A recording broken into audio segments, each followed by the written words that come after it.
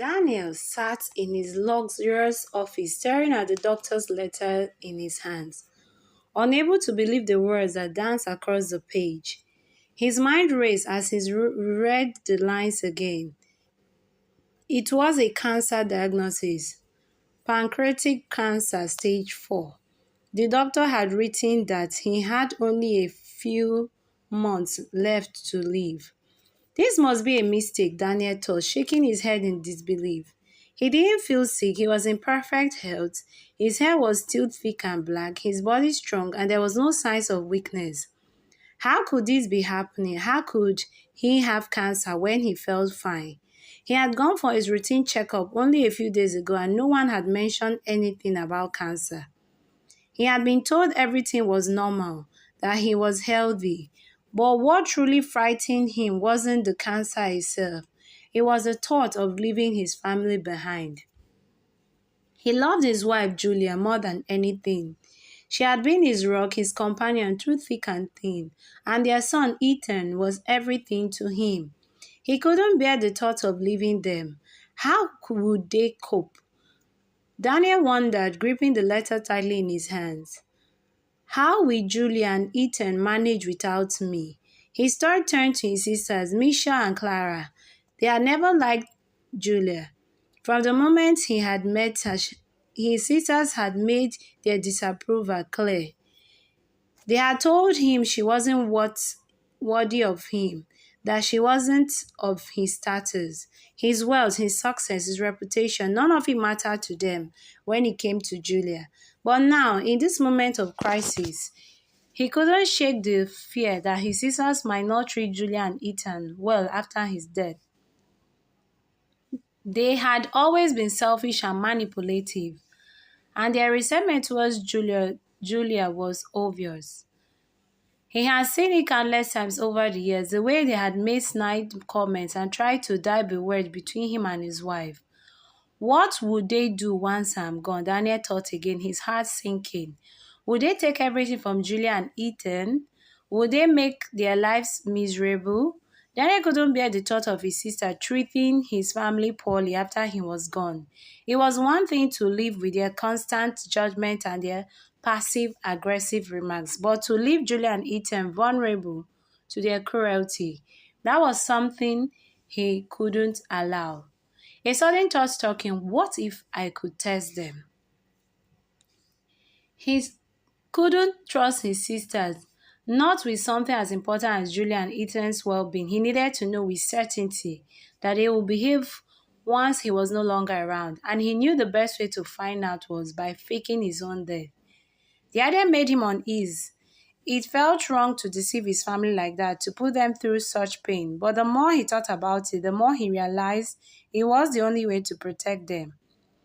Julia deserves better, he thought, his voice barely a whisper. Ethan deserves better. After a few days, Daniel was found lifeless in his office, slumped over his desk. The paramedics arrived within minutes, but by the time they reached him, they assumed he had already passed. They quickly rushed him to the hospital where the doctor pronounced him dead. At that moment, Julia's life flashed before her eyes. Her husband was gone, the love of her life. For days, Julia refused to eat, but she knew she could not continue like this if she did not want her son to become an orphan. So she put up a brave act to remain strong for him. The day of Daniel's funeral arrived and Julia could barely bring herself to look at the casket. It was hard to believe that the man she had loved, the one man who had been her partner, her protector, was now gone. The funeral was a blur, the tears and mourning all blending together in a haze of pain. Her heart felt as though it had been ripped from her chest, and her breath came in short, shallow bursts. Her son Ethan clung to her side, his small hands in hers. He didn't fully understand what was happening, but he could feel the heaviness in the air. Julia could barely look at him without tears swelling in her eyes. She had promised herself that she would stay strong for him, but it was impossible. The grief was overwhelming. Daniel had been her word, and now the world had crumbled. As the murmurs filled out the cemetery, Julia walked slowly beside the casket, her heart breaking with each step. But there was something else, something that caught her attention as they neared the gate. She could see her sisters-in-law, Michelle and Clara, standing together in the distance. Their eyes were glittering, but it wasn't sadness that Julia saw in them. It was something darker, something she couldn't quite place. The moment they locked eyes, Michelle and Clara turned away, whispering to each other. Julia felt a chill run down her spine. She had always known they didn't like her, but this was different. It was as though they were relishing her pain. Julia tried to shake the feeling off as she made her way towards the family car. But when she reached the driveway, something else happened that left her reeling. The gates of the mansion were locked. Julia stood there in stunned silence, her hand trembling as she reached for her phone. Ahmed, open the gate, she said, her voice weak. The security guard on the other end sounded hesitant. Sorry, ma'am, he said. The Ma'am Misha and Clara gave instructions. You are not allowed inside. The house now belongs to them. Julia's eyes widened in shock. What did he just say? Her heart raced. What are you talking about? This is my house. My husband left this to me. Open the gates now. But Ahmed was firm. I'm sorry, ma'am. I cannot let you in. I've been told to lock up. I don't want to lose my job. Julia stood there frozen. The weight of the betrayal hit her like a physical blow. They had locked her out of her own house. Her stomach churned with anger and disbelief. She had nowhere to go, no money, no family. All of Daniel's assets, everything he had worked for, now in the hands of his sisters, and they didn't care about her or Ethan. As the minutes passed, Julia realized there was no way she could stay there. She couldn't even go to the funeral reception that had been arranged at the mansion. Misha and Clara had made sure that no one would take her to the funeral. They had blocked her access to everything, leaving her and Ethan with nothing. Julia took a deep breath, trying to steady herself. She had to find a way to survive, to protect her son. She picked Ethan up, carrying him on her back as she walked away from the mansion. The streets of Lagos stretched out before her, unfamiliar and overwhelming. She had nothing but the clothes on her back, and she felt exposed, vulnerable. But she refused to give in to the despair that was threatening to swallow her whole. The weight of her son on her back was a comfort, and yet it was a reminder of the enormous responsibility she now faced. She had to be strong for me. She had to keep moving forward, no matter how difficult it seemed. As she walked through the busy streets of Lagos, she passed vendors selling fruit, clothes, and trinkets. The hustle and bustle of the city felt like a distant world, one she was no longer part of. She was lost in her thoughts, trying to figure out what to do next. When she suddenly noticed a sign on the side of the building, it was for a woman's center, a place that offered support to women in need. With no other option, Julia made her way down the center. The building was modest, but it gave her a sense of hope. She rang the bell at the gate, and after a few moments, the door creaked open. Can I help you? A woman asked, her voice warm and welcoming. Yes, I need help. My husband has died, and his sisters have taken everything from me. I don't know what to do. The woman's eyes softened. Come inside, she said, ushering Julia and Ethan into the center. Julia explained everything that had happened, how she had been locked out of her home, how the sisters had left her with nothing. The director of the women's center, Mrs. Favor, listened carefully, her expression growing more and more concerned as Julia spoke. She could see the toll that the ordeal has taken on Julia, the weariness in her face, the hollow look in her eyes. After a while, Julia finally put Ethan to bed in a small room and sat down to speak with Miss Favor. I just don't understand, she said, her voice shaking. Why would they do this to me? Why would they take everything from me and my son? Mrs. Favor's face tightened with anger. It's cruelty, she said, but we won't let them win or get away with it. Julia looked up at her. What can we do? The director stood up, determination in her eyes. We'll make sure people know the truth. We'll take this online. We'll share your story. The next day, Mrs. Favor set up a live meeting and Julia shared her heartbreaking story with the world. She spoke of the betrayal, of the pain she had endured in the hands of her late husband's sisters. And the online community responded with overwhelming support. People donated to a GoFundMe campaign, and by the end of the day, more than 50 million naira had been raised. For the first time in days, Julia felt a spark of hope. She knew that this wasn't the end, it was just the beginning. With the support of the online community, she and Ethan would find a way to rebuild their lives. But she had no idea that the battle had only just begun, and her world would soon be turned upside down in ways she wouldn't imagine. Julia barely began to breathe a sign of relief when the next storm hit. It started with a video of Misha and Clara, the two sisters, who had caused Julia so much grief, releasing a shocking video that quickly went viral. In the video, they claimed that Ethan was not Daniel's biological son.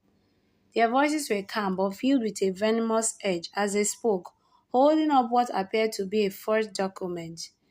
Julia had been lying to you all, Michelle said with her smile almost mocking. This is not Daniel's son, we have proof. Ethan is not our brother's child.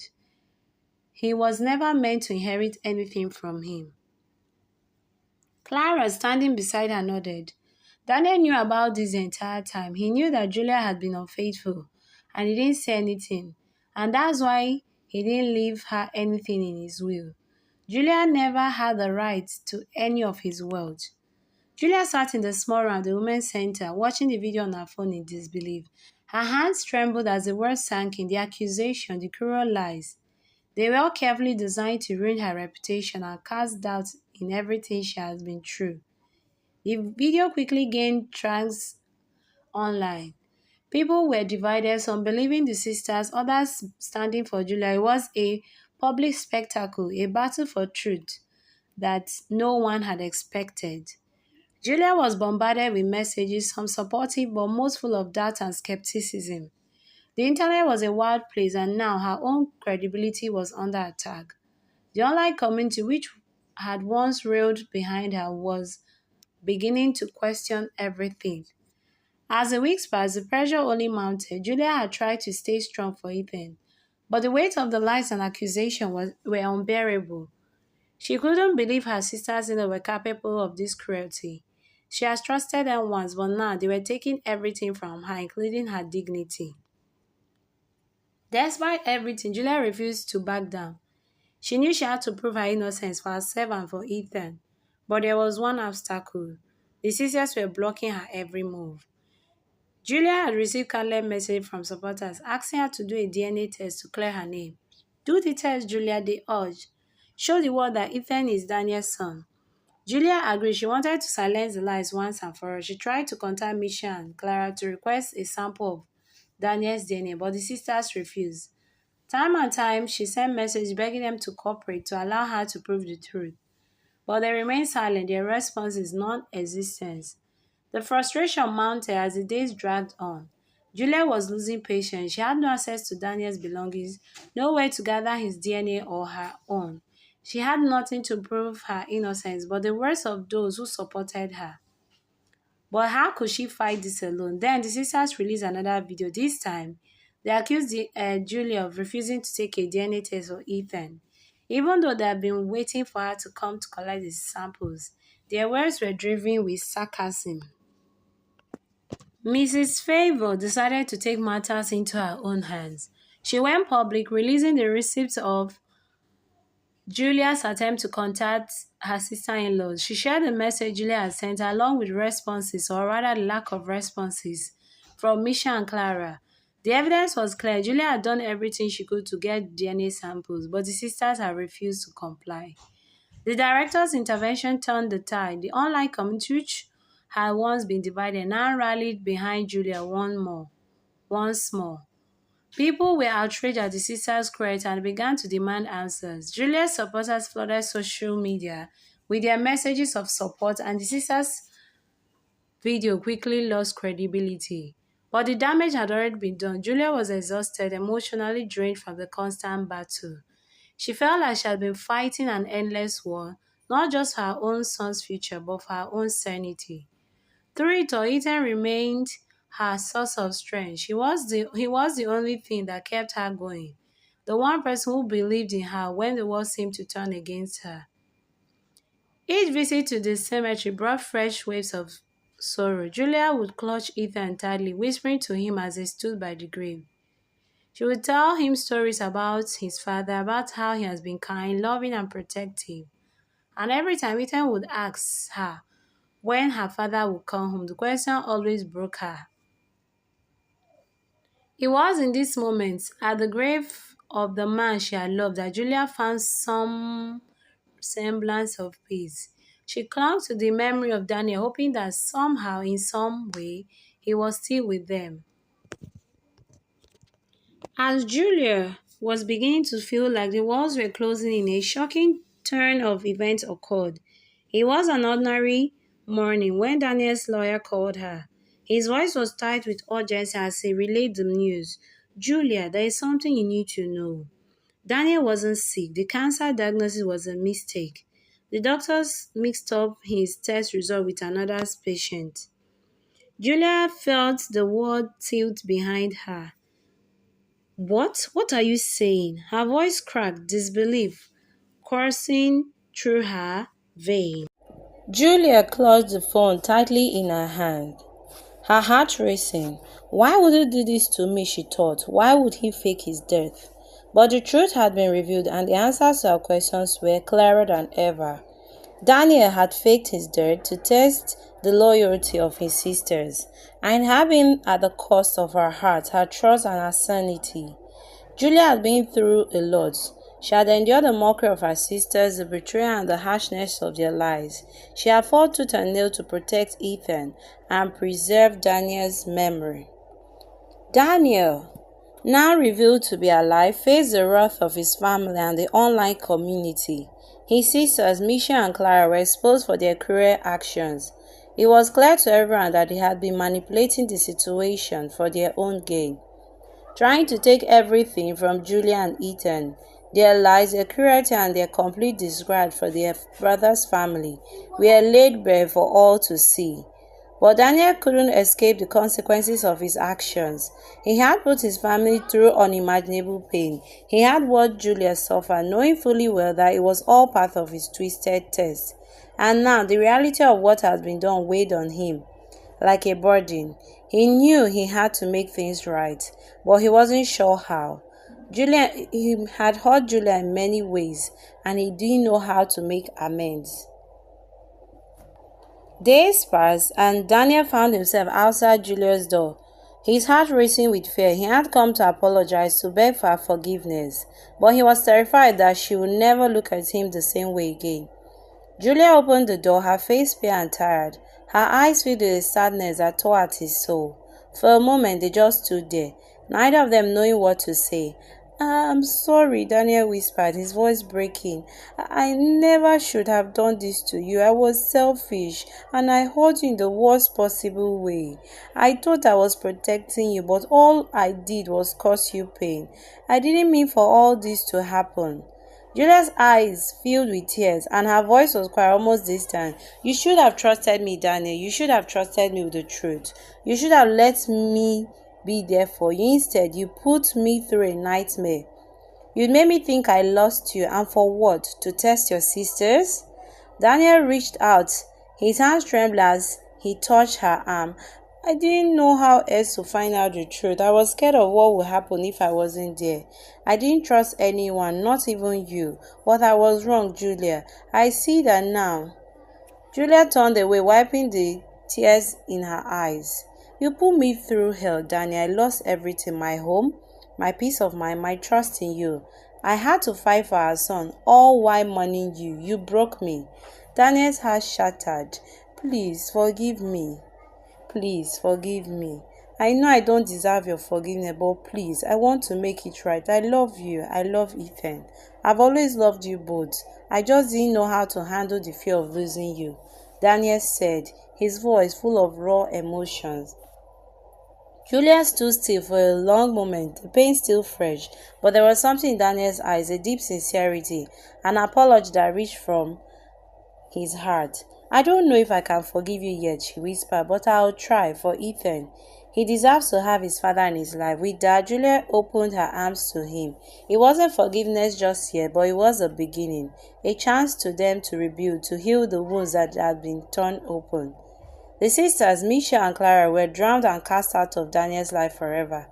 The truth about their manipulative evil behavior was out in the open, and their influence over Daniel was broken. He made sure they had no place in his life or in the lives of his wife and son. For Julia and Daniel, there will be a long road ahead. They will have to rebuild trust, piece together the fragments of their love, and heal the scars that Daniel's test has caused. But they would do it together, and that was all that mattered. We've come to the end of this amazing story. I hope you did all enjoy it. If this is your first time of stumbling to my channel, you're highly welcome. For my returning subscribers, a big thank you. Please all don't forget to click on the subscribe button and turn on the bell button. Invite your friends and your families.